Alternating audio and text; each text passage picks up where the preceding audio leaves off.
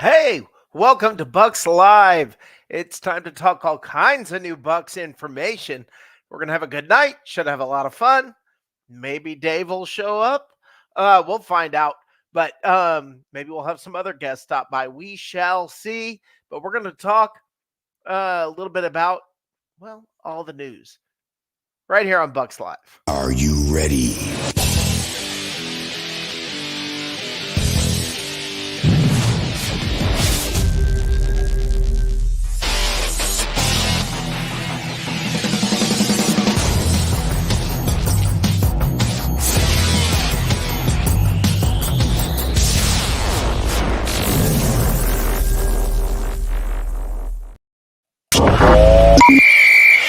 Get ready. Get ready. It's time for Bucs Live. Bucs Live. Bucs Live. Tampa Bay Buccaneers talk with Rick Hughes and David Whitecarver. This is Bucs Live. Let's Go. Let's go. All right, Bucs fans, let's go. Let's talk Buccaneer football. Lots to talk about. Ryan Jensen has retired. Liam Coen is the offensive coordinator. And I guarantee you 95% of you out there, if not more, are saying, who? It's there's lots of info to I don't know how you pronounce your name. I'm still going to call it Duretz. He has not officially been hired, but it's been confirmed by everybody. He's hired. He's the guy. Okay. It's not a question at this point. It's not like maybe not. He is the guy. I do. You are talking about some information here, hoping that he brings his O-line coach from Kentucky. He may be a better hire than Canales. Look, here's let's just get into a little bit about Liam Coen. Let's just get right into it. Let's dig in. Liam Coen, let me just read to you from Sports Illustrated. Let me read to you their, we'll just say their synopsis. Like many great running teams, Kentucky uses the play action to open their passing game. Kentucky's offense frequently uses the run threat to sucker in second-level defenders, then capitalizes on an opened up field with a well-timed pass. Look, there's a lot that's very obvious about what's going on, and there's some stuff that I want to talk about that's maybe not as obvious. The obvious is this. This is a continuation of Dave Canales. It's the same system. Basically, Baker said as much today. It's the same system, a little bit different verbiage, but basically the same system, more the same. This is a hire to get Baker back.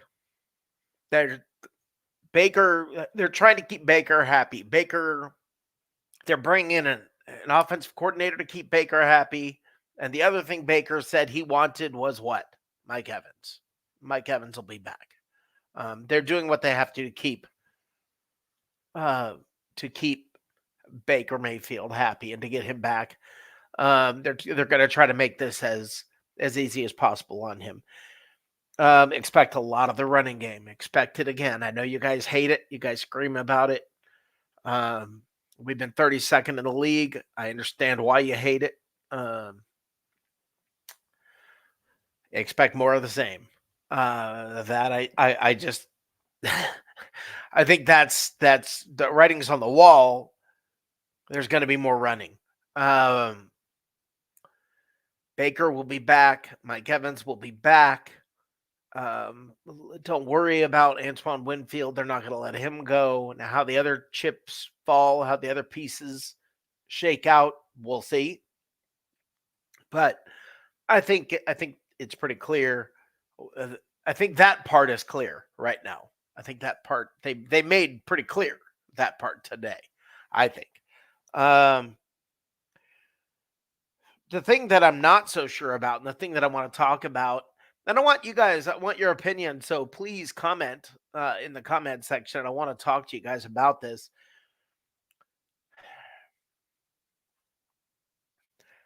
apparently they've come to a decent hire, okay, to a good hire, allegedly. Baker's happy. He's called plays previously. He's been an offensive coordinator in the NFL before with the Rams. So we're not starting over from scratch. But what I don't understand, what confuses me more than anything, is I don't understand why last year 10, 12 interviews before getting to the right guy. This year, 10 or 12 interviews before getting to the right guy. And listen, I'm all for respect the process. I'm all for doing your due diligence. I'm all for all of that. But there is some reason other teams do not interview this many people. And we've done it now 2 years in a row. There's some reason that this is either what's happening to the Bucs or the process they are choosing. Look, if they weren't going to hire Van Pelt, then why interview him? If you weren't going to hire all those guys that you interviewed, why'd you interview them? Just to kick the tires and say, well, maybe. If this is the guy you wanted all along, it seems like you could have saved some time, energy, effort, and marketing. It seems like there's maybe a more streamlined, better approach because it smells like and looks like there's more to the story. It smells like and looks like either the coordinators didn't want to come or Todd Bowles can't make a decision. So he loses people, or I don't know. They don't want to come here.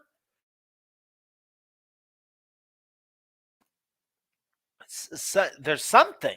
There is some reason that the Buccaneers have 12 interviews every year versus every other team that has a couple, has a few, 4, whatever.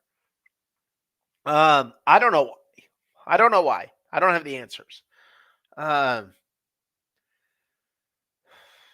Look. Trust the process, trust the people. I trust Jason Light. I certainly trust Jason Light. You guys know I've been pro bowl. Let me be clear. Pro Todd Bowles, not Pro Bowl. I think that's stupid. But the whole just something is different. And maybe this is a better process than what other teams are doing. Maybe there's a problem. Maybe there's some sort of a kink in this whole mechanism. Maybe there's some sort of a problem buried in there. I don't know. But there's something different. And I want you guys to give me a little input on what you think is different. Why do you think this team does 10 or 12 interviews every year before they find the right guy? And if this guy's the right guy, then why were you interviewing all the other guys? And don't tell me in a quick interview you realized, oh, they're not the right guy. I mean, the only thing I can think of is maybe Todd Bowles is saying, look, this is the kind of offense we want to run. And he dictates it and says, are you willing to run it? That might be the case. He's the head coach. That might be the case. And some guys may say, well, I want to go somewhere where I can run the offense. And I can run the kind of offense I want to run and how I want to run it. And maybe Todd Bowles has more to say, and that's why he wants young guys. Maybe that's what the deal is. Maybe he has more input on offense than we realize. I don't know. I'm throwing stuff out there. I'm not throwing it out there because I know what I'm talking about. I admittedly do not. And I want to hear what you guys have to say, because There is absolutely 100% something different going on. There's some reason the Buccaneers are conduct this many interviews. Now, is he a good hire? Did they get to the right guy? Well, I mean, he certainly seems capable. Um, Kentucky, he's not only, I saw a couple of posts where people were saying, college, are you kidding me? We went to the college ranks.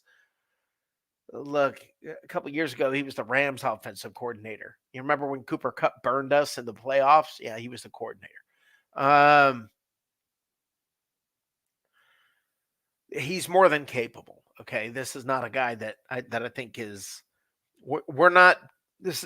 They're not pulling another Canales. They're not. They're not going for somebody who has no track record, which worked out great, by the way. I mean, he ended up as a head coach, so it's kind of hard to say too much negative about that. But I don't know. I mean, it's interesting. Can this guy build out a staff? Which the reason I'm bringing this up is this comment right here. With a good O-line coach and a few pieces in the trenches we can utilize, White his potential, which is exciting. Well, we can utilize White to his potential. Yeah. Also, Baker in Coen's play action is going to be exciting to watch. I think you're probably correct if we get the offensive line.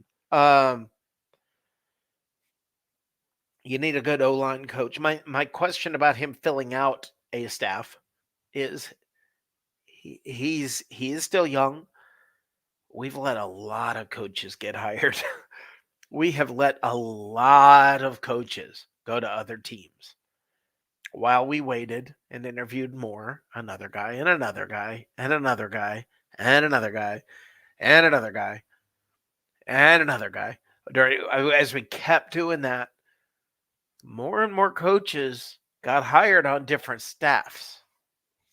And that makes me, that means you're pulling from a smaller talent pool. That doesn't mean we're not going to get a good staff, but these are concerns, and I think they're valid concerns. And I think they're things that, as you look at it, it's reasonable to look at it and say, I'm going to watch with my eyes wide open. Now, you cannot blame Todd Bowles for Dave Canales leaving. What you really can't. Dave Canales came in having never called a play. And Todd Bowles, apparently, according to Dave Canales, Todd Bowles let him be him, kept his hands off the offense, and let him be him. And that's why, and Dave Canales goes on, saying how much he appreciates the Buccaneers, and he'll be a Buccaneers fan for 15 weeks, but for 2 of the weeks he won't be. Yeah, that's all nice and well and good, and you're a great interviewer, and you're great in television, radio interviews, and you're great at interviewing for jobs. That part's obvious.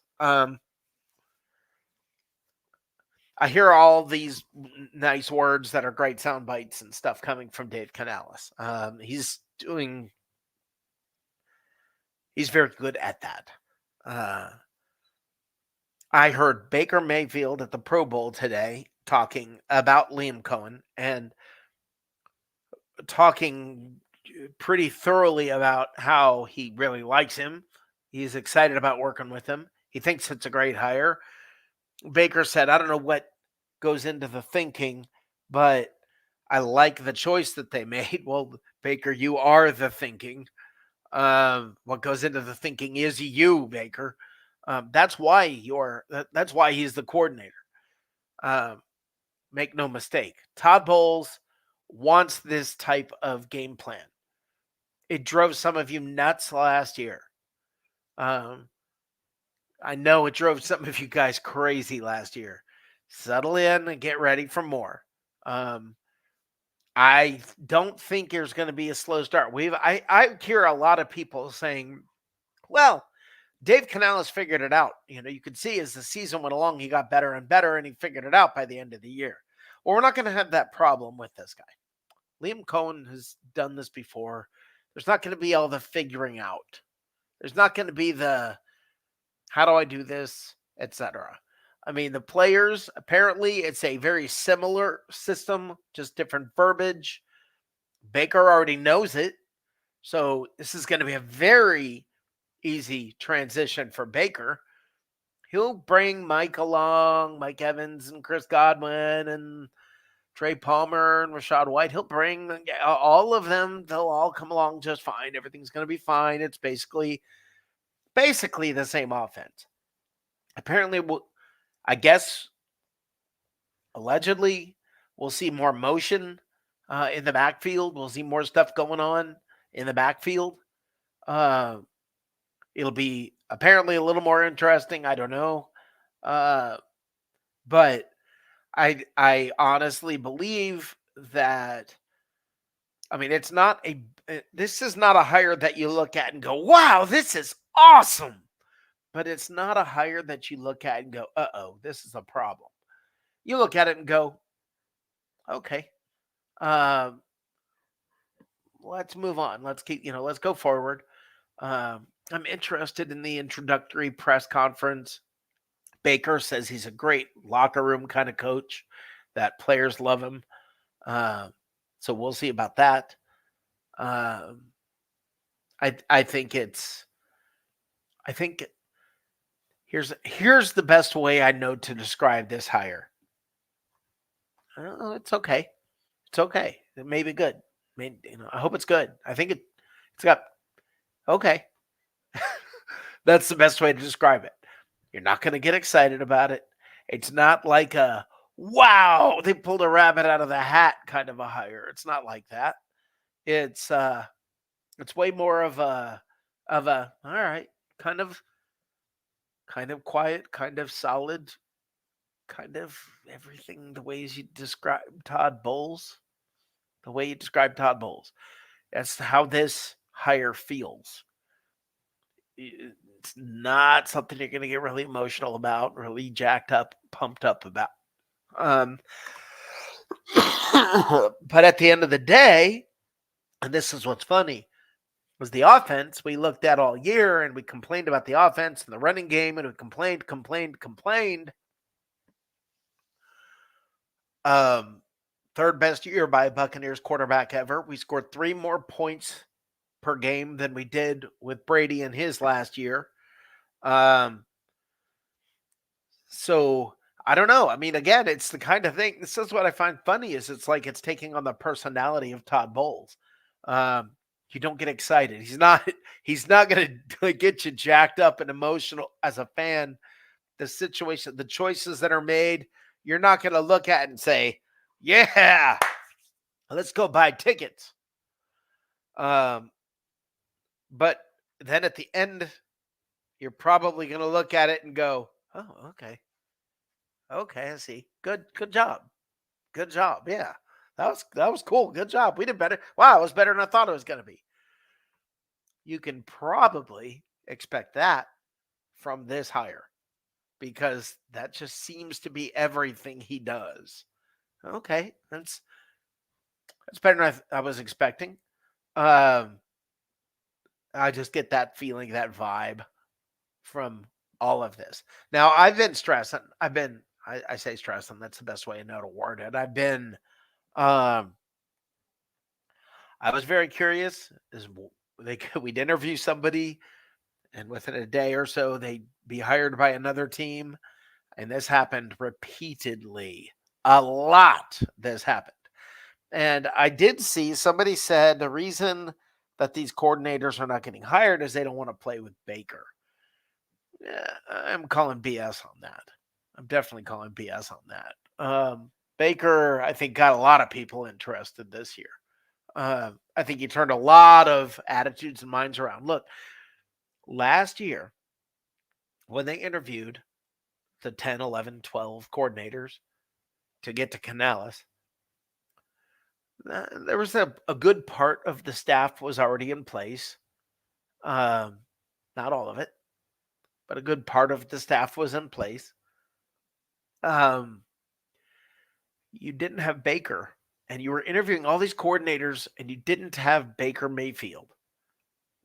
These coordinators were looking at it and were going, Kyle Trask? I don't know. Um, Kyle Trask. Do I want to put my name on the line with Kyle Trask? No, I know some of you, or I see some posts where people are all about Kyle Trask. Listen, there's no reason to be. Look, I don't hate the guy. I'm a Gator fan. There's no reason to hate Kyle Trask. There's nothing. The guy's done nothing wrong. He's just done nothing right. He's honestly, at this point, he's done nothing for you to have any feeling at all, other than unless you're a Gator fan and you're rooting for him because of that. But as a professional, you really have no reason to feel anything for or against Kyle Trask. You might look at the situation. You might look, other coordinators I know last year probably looked at this and said, I'm not putting my name on the line for this guy. And maybe that's why there were problems hiring somebody. I don't know. I don't know. I think more than anything, what happened is, and this is conjecture, folks, this is just conjecture. I think Todd Bowles said, this is the offense we want to run. This is how we want to run our offense.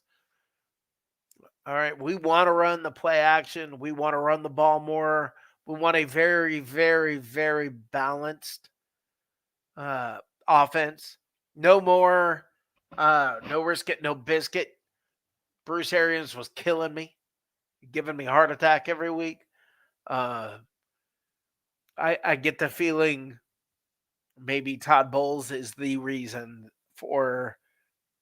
I think he asked people in and said, "Are you willing to run this kind of offense?" And if they said no, he said, "Thanks, great, good interview. Have a nice day." I don't know. I mean, that is not coming from a point of knowledge. That is coming as just trying to read tea leaves, trying to figure out why in the world it would take that many interviews.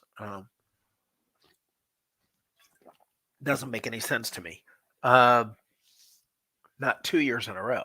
1 year, last year, I could blame it on Trask. I don't have an excuse or a reason this year. But anyway, so that's my thoughts on the current coordinator situation. Ryan Jensen. Let's talk about Ryan Jensen. Ryan Jensen retired today, and if the Buccaneers can do some fancy footwork, he will not be much of a cap hit this year, but he will be more of one next year. I don't know how they're going to want to handle that. I have no idea. I think we'll see how it all plays out. They tend to want to get their bills paid. I don't know if they're going to do that same thing. Christopher, you said, I guess that IG post by Canales was on point. I'm not sure which one you're talking about. So let me know which one you're talking about, Christopher. Look,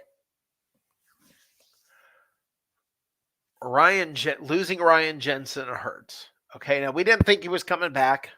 We've talked about this on the show. We thought he was done. People have asked multiple times, what about Ryan Jensen? Will he be back? All you could do is hope, but no, he has retired. He announced it today that he's retiring. That hurts. More than hurting from a physical beast of a player, which he was, and it hurts that we're not going to have him back. And now that it's over, he's gone. It also hurts from a leadership attitude standpoint. He brought the nasty. He brought a cultural, cultural nastiness to him that he brought to the line. He was a beast physically. He was a beast attitude wise. He made things different. He was more than just the sum of of himself physically. He was the guy who would get your head. He's the guy who would block you into the ground and keep blocking. He would keep hitting you, even though you were in the ground, already in the ground. He brought a level of nastiness that we're gonna miss. And while Hainsey was okay, sort of this year, the Buccaneers need to get a center. They need to figure out something. They need to upgrade at center and left guard. I think those are if they can upgrade at those two positions on the offensive line, that'll help. They will finagle some money. Look, I don't want you guys to be concerned about. Baker's coming back. Mike Evans is coming back. He is. Mike Evans will be back. They're not going to let Antoine Winfield go, so you can stop worrying about that. Those things are taken care of. Okay, just don't worry about that. All right, I promise you. I promise you. I promise you. Those guys will be back. What I am concerned about the line. I think they will get a defensive lineman. We'll get an edge rusher probably in the draft. Everybody, you guys have probably all heard the interview with Penix talking about Tampa and how he's got Tampa tattooed on him, and he will always love Tampa, and Tampa's a part of him. Tampa, Tampa, Tampa, Tampa, Tampa. I don't expect the Buccaneers are going to draft him, even if he's available in the first round, which I don't think he will be, by the way. But if he is, I still don't think the Bucs are going to draft him. I've been wrong before, but I don't think that's the case. The moment they draft him, we are back in a situation where 50% of the fans, every game, every time there's an incomplete pass, every time they lose, every time anything happens that isn't glorious, we're going to hear, well, they should have let Penix in there. They should have let him do it. Penix should be in there. So I just don't think they're going to draft him, guys. I really don't. I think Todd Bowles is attached to Baker Mayfield. I think those two are attached. Those two, I just don't. I think they're not going to be. Todd Bowles is not going to try to bring in another quarterback. Todd Bowles was bringing up about how he's like, there's no way I'm coaching when I'm 70. I can tell you he's already built his house for when he retires. San Antogato, excuse me, your comment here saying they did a big dog center. I just said that. Yeah, I was just talking about that. They absolutely do at a left guard. And Christopher Cole says, either he or someone else posted before the playoff game that he's going to be the head coach of Carolina. Yeah, I brought it up. I said it here on the show. I know I said that it made sense in the same way that he ended up as the offensive coordinator in Tampa. Nobody else wanted the job. The same situation was set up in Carolina. Bill Belichick wasn't going to take that job and work with that owner. Mike Vrabel's not going to do that.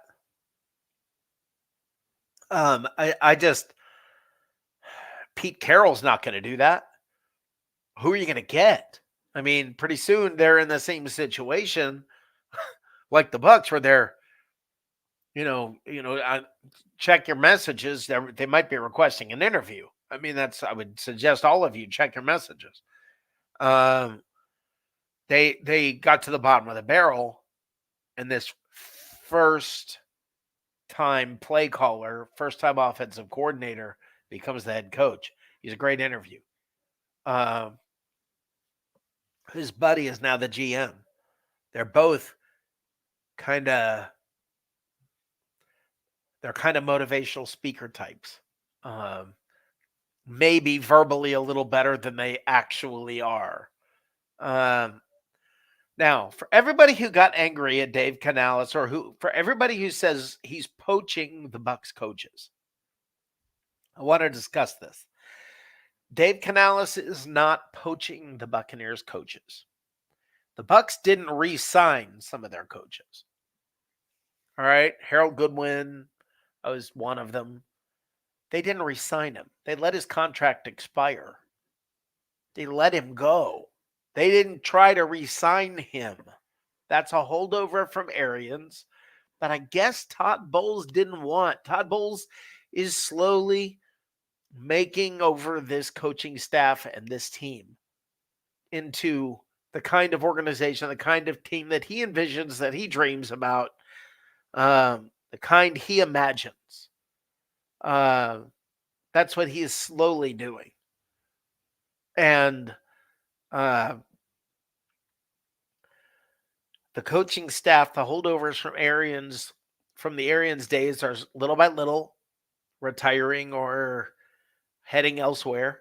Some of them running with Canales to Carolina. Some of them, but if we don't re-sign them and then they go somewhere else, why are you blaming them or blaming Canales? And for anybody who says, well, now they know the Bucs. The Bucs know them too. Our defense has been practicing against Canales' offense all year. So stop thinking, well, now they know how to handle the Bucs. The Bucs are going to have a different offense. Canales' offense is still Canales' offense. The Bucs are going to know his offense. And he doesn't have the players that he had here on offense. They've got a decent defense there. I think it's going to be interesting to see what happens. Makes it a little more fun. I want to beat Carolina now instead of just kind of not caring. I live in Charlotte. For those of you who don't know, I live in the home of the Panthers. I live in Charlotte.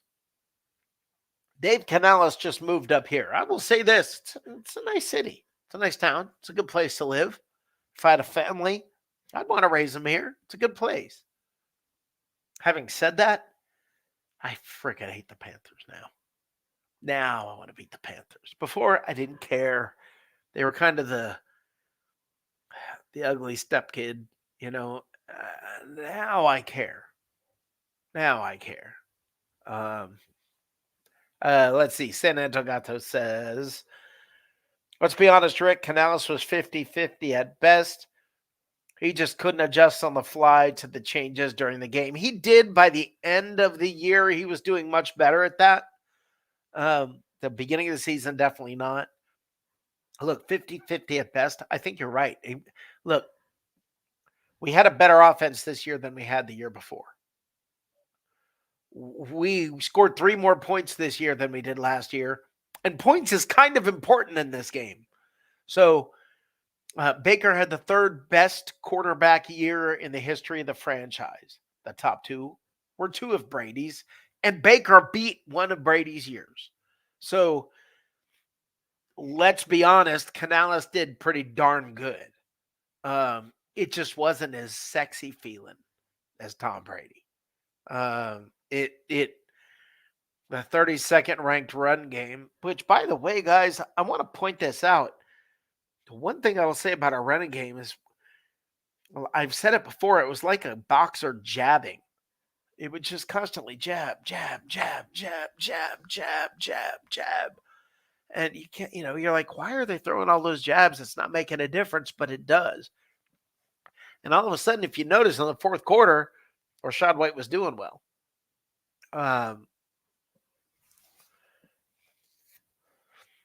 we need to be better at the run. If we can be better at the run, it's going to change everything. I think if the Buccaneers can figure out how to make the running game more effective, and I really think that what's going to do that is having a better center and a better left guard.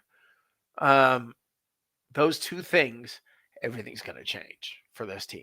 Everything's going to change. I was speaking with Todd from Winter Park earlier, and Todd from Winter Park said one thing that I think was true. He said 4,000 yards from Baker last year, 28 touchdowns, 10 interceptions. I'll take that any year. And I agree with him.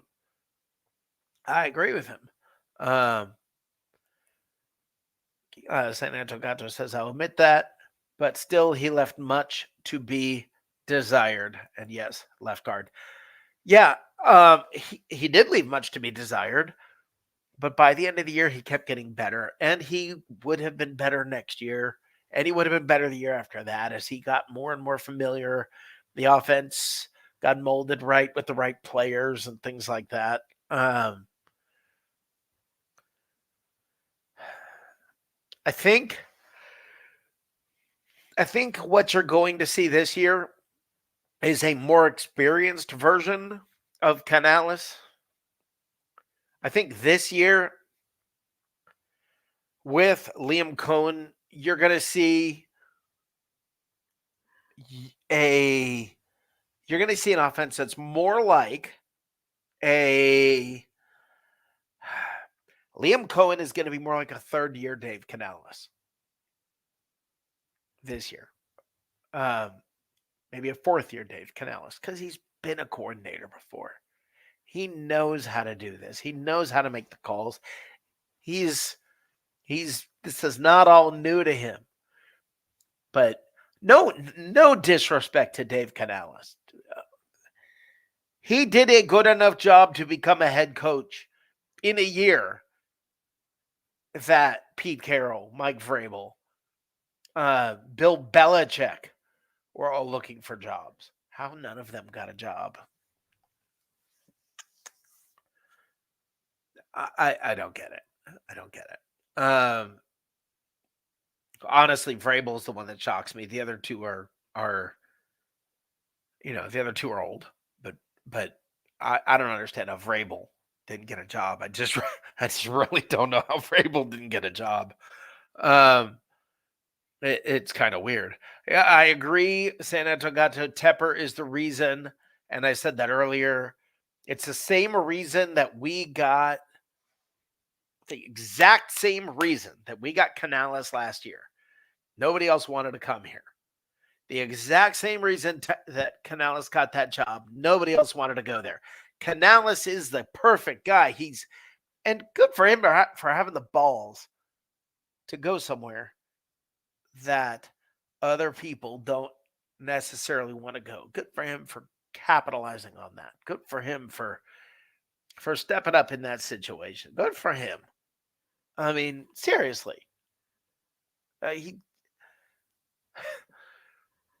If I could do the same thing in my professional career that he's done, I would be pretty darn happy. Somebody offered that man a 6-year head coach contract.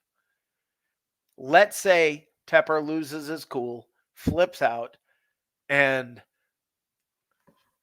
8-10 games through next season, they fire him. They fire Canales. He's still got a head coach contract coming for the next 5.5 years. It wasn't a matter of look. I think Canales probably would have rather come back and worked with Baker, but 6 years. I mean, look, everybody's got a price. Everybody's got a price, and I know this. If they made that kind of offer towards me, I'm in. Count me in. Anyway, I wanted to touch on Brian Jensen. I wanted to touch on Dave Canales. I wanted to really get into Liam Coen. I wanted to get into all of this stuff and sort of tell you guys we're at a position, we're okay. Next year's okay. We're not in a spot where we're looking at next year going, uh-oh, now what? Oh, no. we can look at next year and feel pretty good about it. You are correct, San Antonio. Ryan Jensen will be missed. Ryan Jensen will be missed a lot more than Dave Canales will be. And we didn't even have him last year. I think he's going to end up as probably I think Jensen's going to end up on the coaching staff. That would be a guess. Listen, I wouldn't be shocked if he's not part of the offensive line staff. I would not be shocked. So, anyway, guys. So yeah, Canales, $3 million a year, 6 years, $18 million. Good for him. Good for him. Seems like a decent guy. He's done his time in the league. Good for him. And now Liam Coen. Hopefully things will go well with him. I really want to see him succeed. I want to keep a staff together for a couple of years. I'd like to keep a coordinator for a couple of years. But here's the thing. When you're good, you lose players and you lose coaches. When you are good, when your staff is good, you lose players, you lose coaches. And for all the stuff I've said today about interviewing 10 or 12 people and getting stuck with Canales, we get stuck with Canales. He's a head coach now after 1 year. Good job to Todd Bowles. Once again, good job to Todd Bowles and the Buccaneer organization on picking the right person.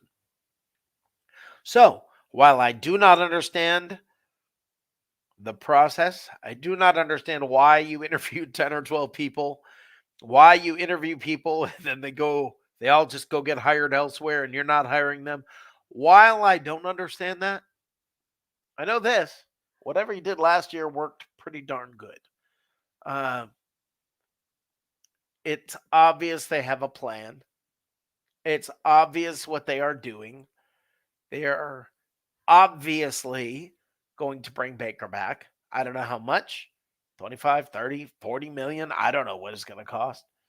But they're going to bring Baker back and they're going to do what they have to do. It's interesting. The next couple of years. Look, I think Todd Bowles bought himself more than 1 year this season. And I know some of you hate him, but I think Bowles bought himself more than 1 year. And if they win the division again, guys, that's 3 years in a row. 3 freaking years in a row. You've got a coach who brought you division 3 years in a row when I don't believe they've ever won it back-to-back previously. And they're probably going to be the favorite going into next year. Now, I do want to get into this. Raheem Morris, who, by the way, hired Barrett Ruud today as part of his coaching staff. Raheem Morris in Atlanta. Raheem Morris is with the Falcons. The NFC South runs through Tampa. With Raheem in Atlanta, Atlanta's the team that we're going to have to keep our eyes on. Atlanta's the team that's going to be difficult. They get a quarterback, and all of a sudden, they are going to be tough. Atlanta is the team to keep an eye on. I think New Orleans is done. It's going to take the Panthers a while at best. Atlanta can get decent quick. So I'm happy for Raheem, but I'm not happy that Raheem is in Atlanta. I wish he would have been somewhere else. But good for him. He's not somebody that I've got any sort of bad feelings about, but we got to watch out for the Falcons. And we'll talk about that this offseason. There's plenty to talk about. Draft and free agency, and there's a ton of things to talk about. And we will do that. Guys, I want to say thanks for stopping by. Looks like Dave didn't make it, so next time we're on here and Dave is here, give him crap about it, if you would. I would appreciate that. Call him a part-timer. Let him know it sure is nice of him to stop by, blah, blah, blah. Give him some crap. Anyway, guys, thanks for being here. I think next year we're going to be all right. It's going to be okay. There's some stuff to be happy about. I think this hire, I think it moves the team forward. I absolutely think it moves the team forward. I think you've got somebody who's been a coordinator before, who's run basically the same offense and has the experience. No, yeah, I think maybe won't be learning on the job. He already knows how to do it. So I'm excited. Look at how look what he did with Cooper Kupp and how he made Cooper Kupp what he did. So, I mean, I'm interested in seeing what's about to happen here with this team. The future looks bright, and I hate the Falcons.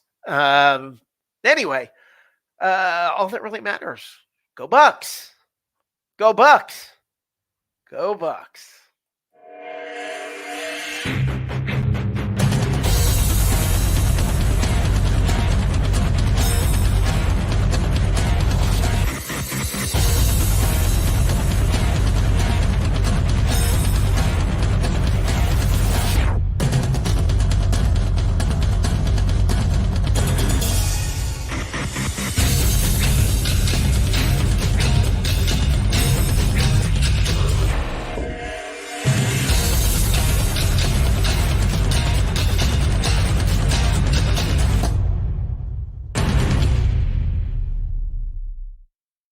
We sucked today. I sucked today. We sucked today. It was awful.